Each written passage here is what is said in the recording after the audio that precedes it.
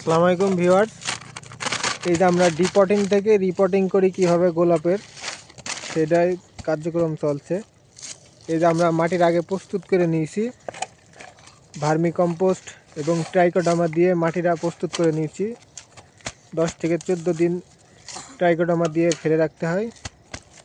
এরপরে আমরা দেখবো ভাগ্নের কাছ থেকে ডিপটিং থেকে কীভাবে রিপোর্টিং করে। ভাগ্না, আমাদের একটা ডিপটিং থেকে রিপোর্টিং দেখাও তো নি।